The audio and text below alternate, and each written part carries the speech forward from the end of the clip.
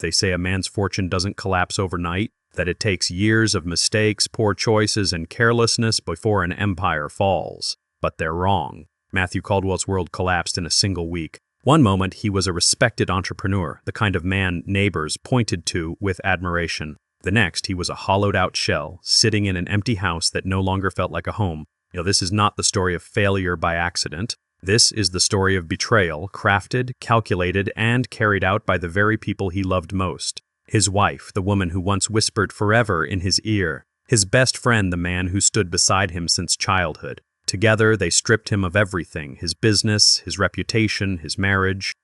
But as you'll see, when a man is burned to the ground, he doesn't always stay in ashes. Sometimes he rises with fire in his hands. Matthew Matt Caldwell had the kind of life that, from the outside, looked untouchable. At 39, he was the founder and CEO of Caldwell Logistics, a rising empire in the shipping world. Trucks carrying his company's emblem moved goods across the Midwest, and every year his reach spread further. The newspapers called him a self-made visionary, a man who turned hard work and clean hands into gold. At his side was Emily, his college sweetheart, turned wife, turned the center of his world. Together they had built not only a business but an image, the polished, smiling couple who appeared in charity galas, ribbon cuttings, and magazine covers. And completing the trio was Eric Nolan, Matt's best friend since grade school. Where Matt had the vision, Eric had the charm. He was the perfect COO, shaking hands, sealing deals, making sure Caldwell Logistics always looked bigger than it was. The three of them had built something remarkable. To Matt, they weren't just colleagues, they were family. But trust, when given freely, can be the sharpest blade. It started with whispers. An investor suddenly withdrew from a major deal. A client who had promised expansion pulled back with no explanation. Matt brushed it off as bad luck, the natural turbulence of business. Yet within days, 2 more contracts evaporated, and calls that once came with excitement now carried hesitation. He turned to Eric for answers, expecting reassurance, expecting partnership. Instead, Eric's tone had shifted. Once warm, now clipped. Once eager, now evasive. Eric blamed the economy, blamed market fear. "We'll weather it," he said, though his eyes no longer met Matt's. Emily, too, began to drift. She was present in the house, but absent in spirit. Their conversations shrank to small talk, her eyes often glued to her phone. Nights grew longer, the distance between them colder. Matt told himself it was stress, the pressure of being tied to a collapsing empire. But in his gut, unease twisted. By the end of that week, the truth began to bleed through. Eric gasped. Matt had been in the office late when he stumbled across an unsigned document. In Eric's desk, an acquisition agreement under a shell company he didn't recognize. It outlined terms eerily similar to Caldwell Logistics contracts. The blood in his veins turned to ice. Someone wasn't just competing with him, someone was duplicating his work. He confronted Eric the next morning, documents trembling in his hands. Eric didn't deny it. In fact, he barely looked surprised. "You're stretched too thin, Matt," he said, almost casually. "The company's better off in stronger hands, stronger hands." The words clanged in Matt's head like iron doors slamming shut. It was only later that evening, when the final, cruel piece fell into place, Emily didn't come home. She sent a text instead, blunt and heartless. "Don't wait up," Matt drove. Instinct led him to the city's high-end restaurant, where Eric often entertained clients. And there they were, Emily and Eric, not in some secretive corner, but sitting openly, laughing, leaning into one another like a couple who no longer cared to hide. His wife's hand rested on Eric's as if it belonged there.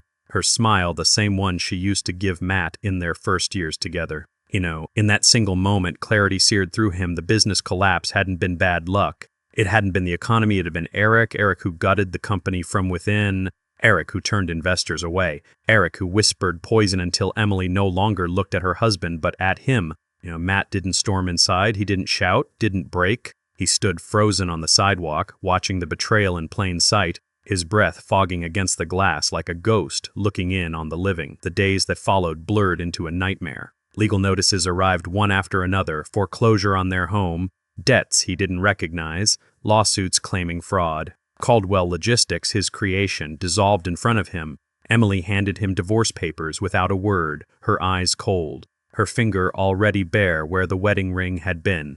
And then came the cruelest detail. Eric and Emily moved into a new home together, the very one Matt had once shown her in passing, saying it would be their dream house one day. The world he had built with love and loyalty had been stolen. piece by piece, until nothing remained but dust and silence. That night, Matt sat alone in the hollow shell of his once beautiful home. The furniture was gone, the laughter erased. Only stacks of foreclosure notices and signed divorce papers lay across the dining table where holidays once brought joy. He stared at them until his vision blurred, until the silence pressed so heavily it felt like suffocation. A man stripped bare of everything, his company, his marriage, his reputation. Matthew Caldwell seemed broken. But what Emily and Eric didn't know was that destruction does not always kill. Sometimes it awakens something darker. The morning after Emily left, the world no longer looked the same. For Matthew Caldwell, sunlight didn't stream through the windows anymore. It crawled in like an intruder,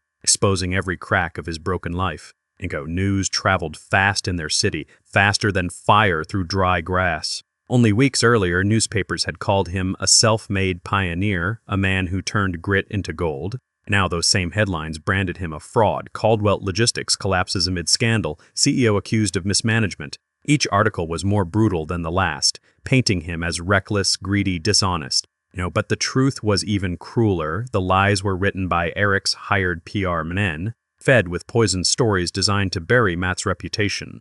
Eric wanted to inherit not just Matt's wife and company, but his very image, and it worked. Matt felt the sting of betrayal not only in headlines, but in the eyes of people he once trusted. Business partners stopped returning his calls, former friends avoided him at the grocery store, pretending not to see him. Even his neighbors, people who once smiled and waved at the sight of his polished cars, now whispered behind curtains as he walked by. The humiliation was complete. He had been erased as a man worth respect, repainted as a cautionary tale. Emily, meanwhile, had no intention of being discreet. She paraded her new life with Eric like a trophy. They were photographed at charity dinners, appearing in the same social circles that once belonged to Matt. Emily's face shone on magazine covers again, only now she stood at Eric's side, her smile as radiant as if Matt had never existed. And if there was any mercy left in fate, it was stripped away when Matt saw them together on television. A business channel aired an interview with Eric, the visionary businessman who rescued a failing company. There was Emily, seated beside him, her hand resting proudly on his arm, her voice chiming in to praise Eric's brilliance. Matt watched the segment in silence, his chest hollow, his hands trembling. The betrayal wasn't just intimate, it was public. Eric hadn't stolen his wife and his company in secret. He had done it boldly, shamelessly, ensuring the world saw Matt Caldwell as a fool who lost everything. For weeks, Matt moved through life like a ghost. He sold what little remained of his possessions, moved into a small rented apartment, and kept to himself. Nights were the hardest, long hours in silence, the memories of better times clawing at him like shadows. But it was in that silence where something began to change. At first, he replayed the betrayal endlessly, trying to understand how it happened. He traced every conversation with Eric, every late-night phone call Emily had brushed aside. The pieces began to fit.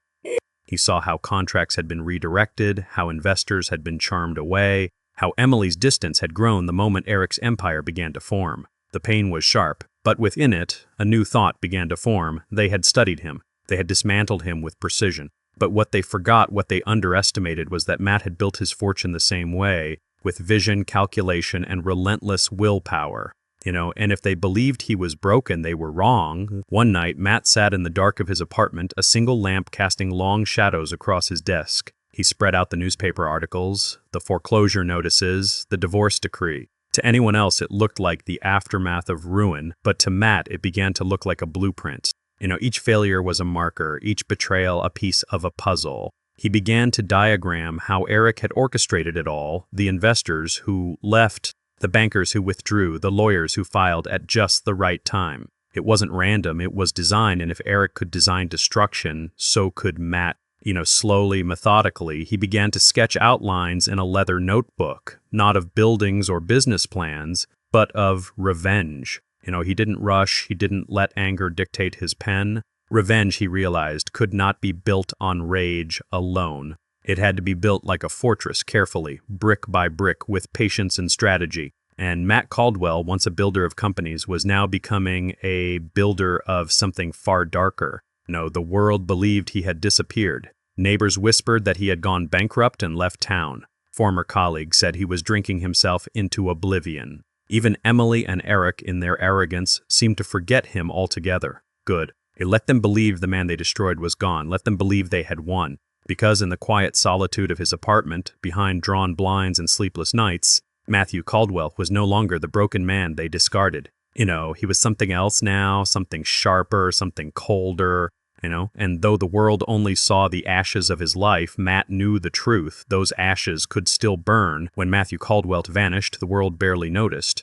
The newspapers stopped writing about him after a month. His neighbors assumed he'd packed up in shame and left town. Former friends spoke of him in past tense, as if he had already joined the dead. To Emily and Eric, he was nothing more than a closed chapter, a man swallowed by his own weakness. And in a way, that was exactly what Matt wanted. Because ghosts are most dangerous when the living forget they exist. The first step of his disappearance was silence.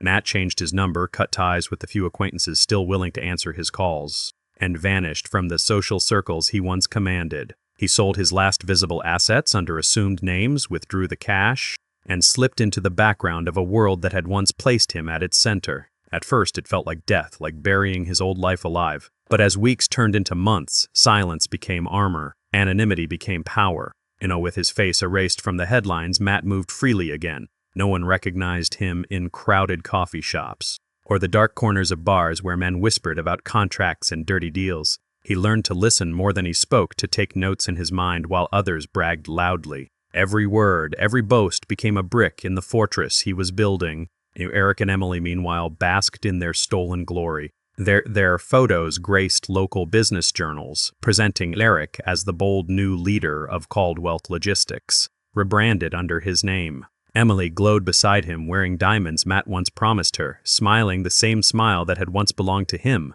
They believed Matt was gone, erased, irrelevant, and that was their mistake. During those hidden months, Matt studied them like a scientist studying prey. He tracked Eric's new empire, charted his acquisitions, his investors, his expansions. Patterns emerged. Eric was bold, but reckless. He overextended credit, charmed investors with promises he couldn't always keep, and built his empire not on stability, but on illusion. It reminded Matt of a glass tower, impressive at a glance, but one crack could shatter the entire structure. Emily, too, revealed her weaknesses. Her hunger for luxury made her careless. She flaunted her new life on social media, posting photos from galas and vacations, tagging locations, exposing details without thought. To the world, they were status symbols. To Matt, they were coordinates, opportunities, vulnerabilities. Piece by piece, their lives became maps in his hands. But knowledge alone wasn't enough. If Matt was going to strike, he needed leverage, allies, tools sharper than anger.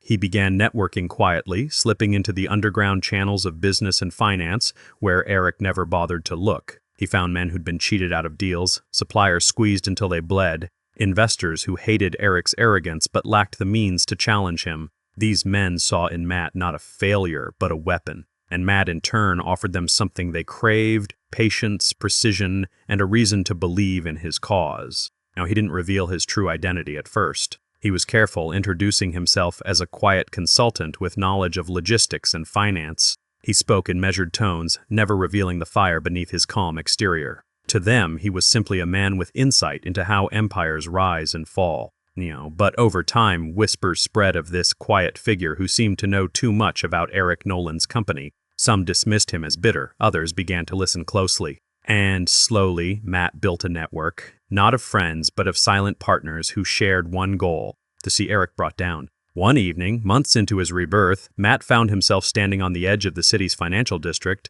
staring up at the towering glass building where Eric's empire was headquartered. He remembered the early days when he and Eric worked late nights sketching plans on whiteboards, laughing like brothers, believing they would conquer the world together. Now Eric's name glistened in gold lettering across the building's entrance, while Matt stood across the street, unrecognized, forgotten. The bitterness should have crushed him, but instead Matt smiled faintly, because for the first time he saw the building for what it was, not a monument, but a target.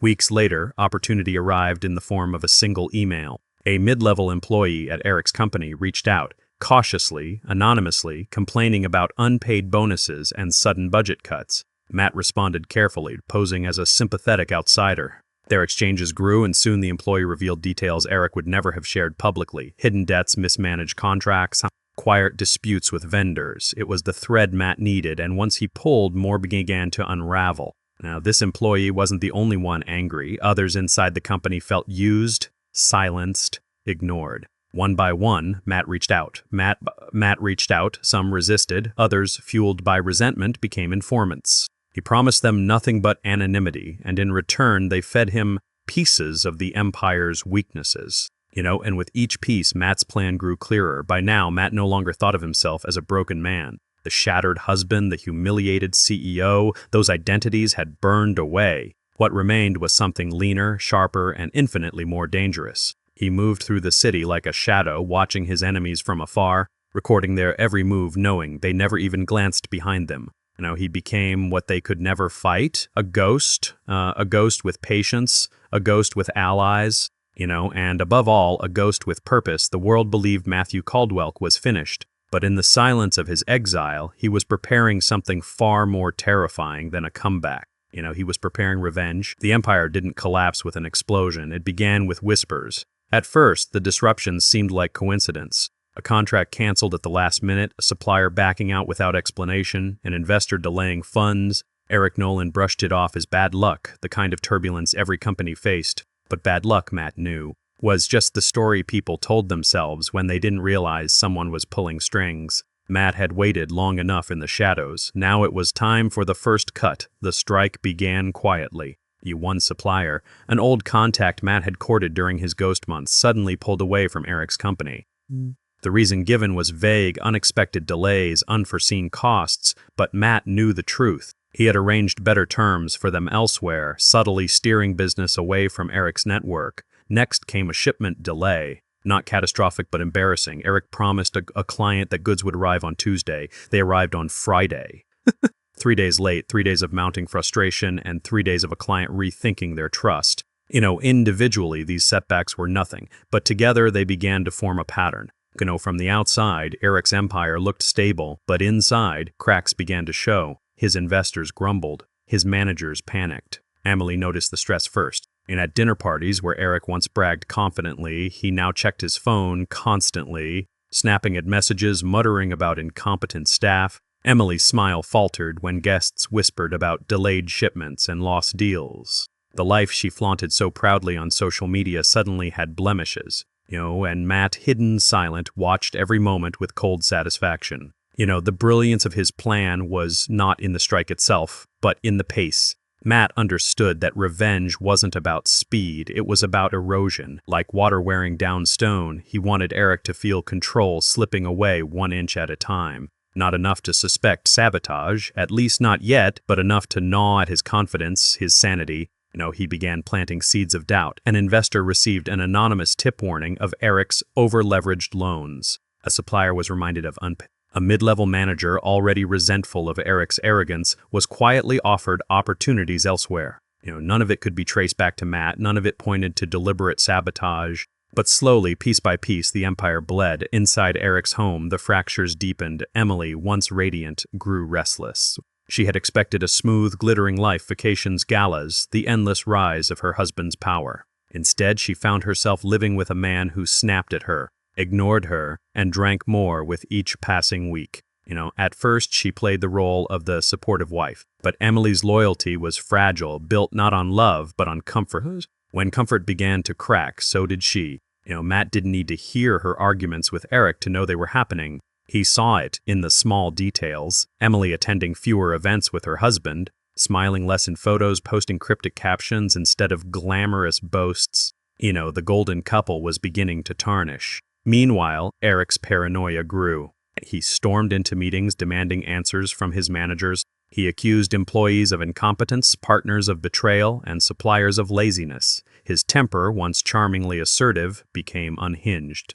Some employees began to fear him. Others began to resent him. A few quietly left the company, citing better opportunities. But Matt knew the truth. He had whispered in the right ears, guided them toward exits, offered them unseen hands, pulling them away. Every departure left Eric weaker, scrambling to fill the gaps. Matt didn't need to strike hard yet. He knew Eric would destroy himself with enough pressure. All Matt had to do was tighten the screws one turn at a time. One evening, Matt sat in a dimly lit cafe across the street from Eric and Emily's mansion. He wasn't spying physically, he didn't need to. Instead, he read the financial reports on his laptop, watched the dips in stock, traced the withdrawal of investors. Each line of data was a wound. Each percentage drop was proof his plan was working. Oh, he sipped his coffee slowly, smiling faintly. This wasn't anger anymore. This was art. Weeks passed. Eric's company lost another investor, then another, a major supplier, one Matt had been carefully influencing, terminated their contract entirely. The local business journal wrote a short article, Nolan Enterprises facing growing challenges. It was nothing compared to the headlines Matt had endured years earlier, but Matt knew this was just the beginning. The same press that once hailed Eric as a visionary now began to plant doubts, and doubt was more destructive than scandal. It spread quietly, invisibly, until everyone questioned whether they'd backed the wrong man.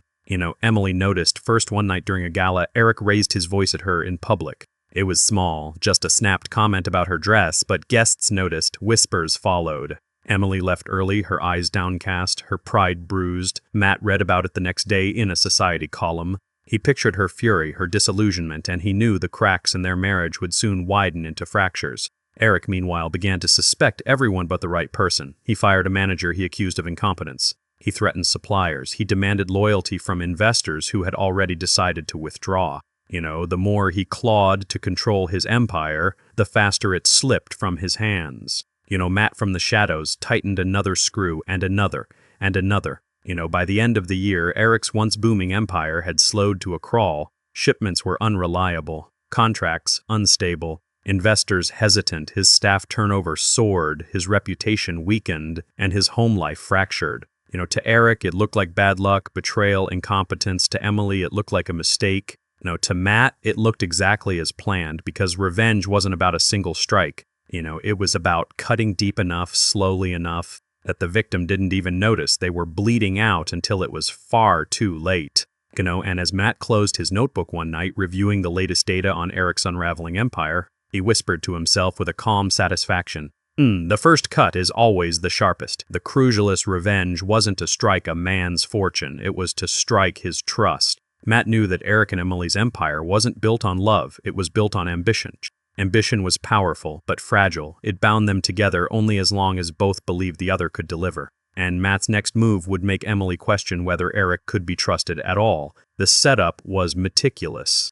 Through a chain of shell companies, Matt arranged the creation of offshore accounts that, paper, looked like they belonged to Eric. The transactions were small at first, wire transfers hidden beneath layers of legitimate deals, subtle enough to escape casual notice. But if someone were to stumble upon them, the implications would be devastating, and Matt made sure someone did. Emily, she discovered the first breadcrumb not by accident but by design. A stray document left in Eric's study bearing his digital signature. It mentioned funds moved quietly into a Caribbean account. The paper was authentic, Matt had insured it, but the hand that planted it wasn't Eric's.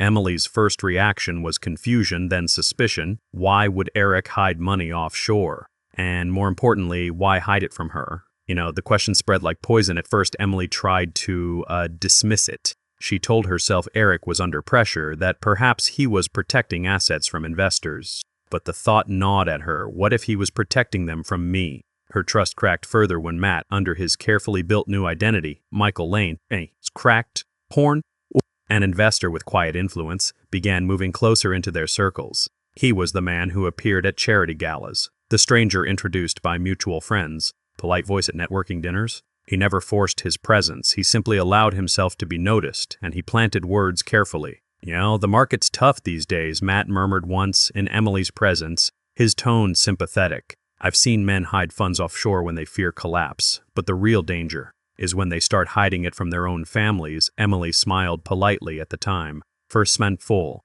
But later that night, when she lay awake beside Eric, her mind replayed the stranger's words. The arguments began quietly. Emily asked Eric innocent questions about their finances. He dismissed them with irritation. She pressed harder. He snapped, "You think I don't know how to run my own company?" He barked one night, his voice echoing through their marble kitchen.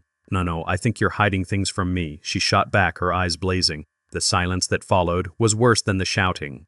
For the first time, Emily doubted whether she had traded one man's loyalty, Matt's, for another man's lies. Matt watched from the shadows, pleased. It wasn't enough to sabotage Eric's empire. He wanted Eric's marriage to collapse under the weight of its own rot. And the beauty of it was this: Eric didn't even realize Matt was the architect. He thought the pressure came from investors, from markets, from fate. He had no idea that the ghost of the man he betrayed was tightening the noose.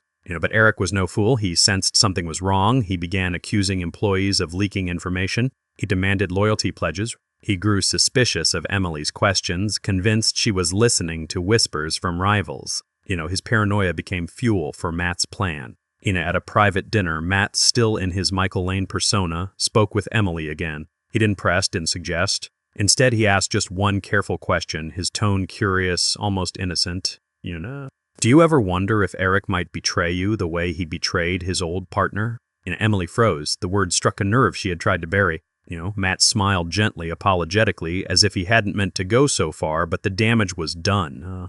The shouting matches between Eric and Emily grew more vicious. What else aren't you telling me? Emily demanded one evening. You're paranoid. Eric spat back. No, I'm married to a liar. Their once golden romance had become a battlefield. Eric drank more, Emily sulked more, and the walls of their mansion echoed with bitterness. Kino and Matt, watching from a distance, savored every fracture. The brilliance of his revenge was in its invisibility. Eric believed his enemies were competitors. Emily believed her enemy was her husband. Neither saw the ghost in their midst, pulling strings with invisible hands. Matt had become the whisper in their minds, the shadow in their home, the doubt in their hearts. And as Emily sat alone one night, staring at the bank document she'd found weeks earlier, she whispered to herself words that would have once been unthinkable. What if I made a mistake leaving Matt? The tide had turned. Eric's empire was weakening, his reputation crumbling, his investors leaving. But now his marriage, the very thing he had stolen from Matt, was beginning to collapse under suspicion and betrayal. Matt didn't just want revenge. He wanted Eric to taste the same poison he had been forced to drink. The poison of mistrust, the poison of watching everything you love rot from the inside out. And as the winter months closed in, Matt tightened the screws one turn further, preparing for the final act of his masterpiece. The fall of an empire is never a single moment. It is 1,000 fractures spreading unseen until one day the weight becomes too great and the entire structure caves in. Eric Nolan's empire had been rotting for months. Now the collapse began. It started with the lawsuits. A former supplier filed for breach of contract claiming Nolan Enterprises had failed to deliver on terms. Then another surfaced, citing, within weeks, 3 separate legal claims stacked against Eric, each demanding damages, each threatening his already crumbling reputation. Matt had orchestrated every one. He had connected the suppliers to the right lawyers, had whispered just enough information to spark the fire. Eric didn't know it yet, but every legal battle was seeded by the ghost he thought was long gone. Next came the banks. Eric woke one morning to find accounts frozen, millions locked, inaccessible. His phone lit up with furious calls from creditors, panicked messages from investors, and threats from partners who had once pledged undying loyalty. The offshore accounts Matt had fabricated now became Eric's noose. When regulators traced them, it appeared Eric had been laundering money, hiding assets, defrauding his own investors. The irony was perfect in Das of Not. The irony was perfect. Eric had not hidden a cent, but the illusion was convincing enough to ruin him.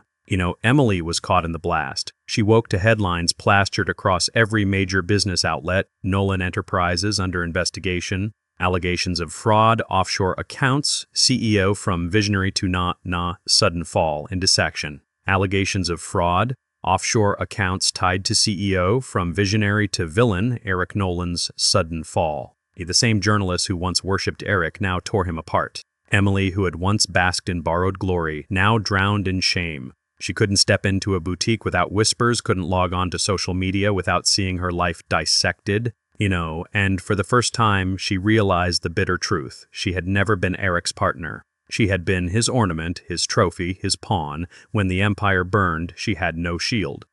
Inside their mansion, once a fortress of wealth, the silence grew heavier by the day. Eric stopped attending events. He spent nights pacing, drinking, snapping at shadows. He screamed at Emily for asking questions, accused her of betrayal, demanded loyalty even as their world crumbled. You're supposed to stand by me, he roared one night. Stand by you? Emily spat back. You lied to me. You lied to everyone. I left Matt for this? The words struck harder than any lawsuit. Eric staggered back, realizing with a sickening twist that Emily's loyalty was gone.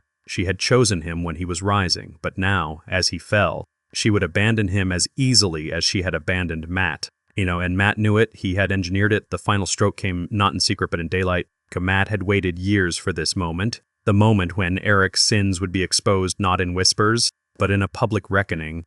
Through a network of silent allies, Matt delivered a dossier to the press, documents, contracts, bank statements, all pointing to a conspiracy between Eric and Emily to oust Matt years earlier, to strip him of his company, his wealth, his dignity. The evidence was irrefutable. News anchors dissected it. Columnists wrote scathing editorials. Former investors gave interviews condemning Eric. And in the center of it all, Eric Nolan was branded a thief, a liar, a fraud. The fallout was immediate and brutal. Eric's company stock plummeted to dust. Partners cut ties overnight. His board of directors ousted him, stripping him of authority. The SEC launched a formal investigation.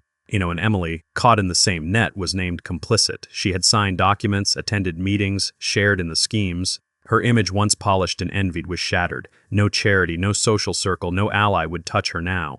Together they had built their empire on betrayal. Together they watched it burn. Matt didn't need to be in the room to see it. He sat alone in a quiet cafe, the same kind where he once mapped out his revenge in silence. Now he watched headlines scroll across his screen, each one a victory, each one a wound in the lives of the people who had once destroyed him. For years he had been branded the failure, the fool, the man broken by betrayal. Now the world knew the truth. Eric Nolan was the fraud, Emily Nolan was the pawn, and Matthew Caldwell, he was the ghost who had risen from ashes, the architect of justice, the man who had turned betrayal into retribution. By spring, Eric's empire was gone. The mansion was sold to pay debts, cars repossessed, accounts drained. Lawsuits piled higher than Eric could fight. Emily filed for divorce, desperate to escape the wreckage. But there was nothing left to take, nothing left to cling to. The golden couple that once flaunted their victory stood in ruins, abandoned, disgraced, forgotten. And in the shadows, Matt allowed himself a quiet smile. He hadn't needed to raise his voice, hadn't needed to step into the spotlight. His revenge had been surgical, patient, precise. He had given Eric exactly what Eric had given him: betrayal, loss, and the slow, agonizing collapse of everything he loved. The world never knew Matthew Caldwell was the hand behind it all. To them, Eric Nolan had simply been exposed by fate, undone by his own greed, but Matt knew better. And as he walked into the evening air, the city lights glowing in the distance, he whispered the words he had waited years to speak: "It's over." The end came not with fire, but with silence. Eric Nolan had once commanded boardrooms, charmed investors, and walked through the world as if it belonged to him. Now he sat in a courtroom, pale and hollow-eyed, listening as a judge pronounced his fate: fraud, embezzlement, securities violations. The words fell like hammer blows. His accounts had been frozen, his allies gone, his name shredded in every paper from coast to coast. Now, with the weight of evidence stacked against him, Eric's freedom slipped away. The gavel struck. Eric Nolan was sentenced to years behind bars. The empire he had built on lies and betrayal was dust. Emily didn't attend the hearing. By then, she had been abandoned by every friend she once flaunted. The glittering social circles that once adored her now whispered when she entered a room. The charities she supported quietly erased her name from plaques and invitations. She sold her jewelry first, then her cars, then the penthouse she had begged Eric to buy. But wealth wasn't what she missed most. It was relevance. For years her beauty and charm had been currency, but now, with nothing to trade, she discovered the cruel truth. Influence was temporary and loyalty was a myth. Emily Nolan was left with nothing but memories and regret. And Matt Caldwell? He did not stand in the courtroom, nor did he seek out Emily's fall. He didn't need to. He didn't to. His revenge was already it wasn't just that Eric had lost his fortune or that Emily had been disgraced. It was that both of them had been forced to live through the very hell they had once designed for him. Years ago, they had left Matt alone in an empty house, staring at foreclosure papers, divorce papers, ruin. Now Eric sat in a prison cell. Emily sat in silence, penniless and forgotten. Justice had not come through mercy. It had come through patience, but victory did not feel like triumph. When Matt stood in front of his new company, rebuilt from the ashes, rebranded under a different name, he didn't grin, didn't boast, didn't feel the thrill of conquest. Instead, he felt something deeper. A faint calm. His employees, loyal and grateful, saw a strong leader. Investors saw a visionary who had risen from ruin. But Matt knew the truth. He had risen not by staying clean, but by embracing the shadows. He had become what Eric never imagined he could be, ruthless, calculating, patient enough to turn betrayal into destruction, and yet beneath the surface there was no triumph, only endurance.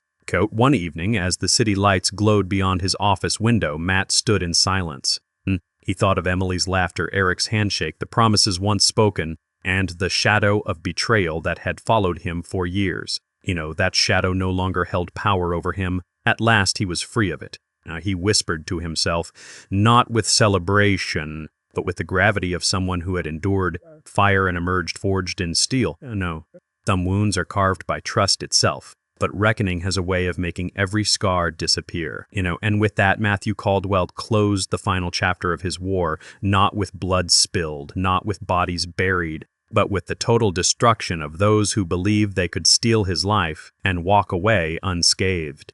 Eric Nolan would rot in prison, Emily Nolan would fade into obscurity, and Matt, he would carry the scars, but also the last laugh, because survival itself was victory, And as he turned away from the window, his rebuilt company standing strong beneath his name, he smiled faintly, not for triumph, not for pride, but simply because he was still standing,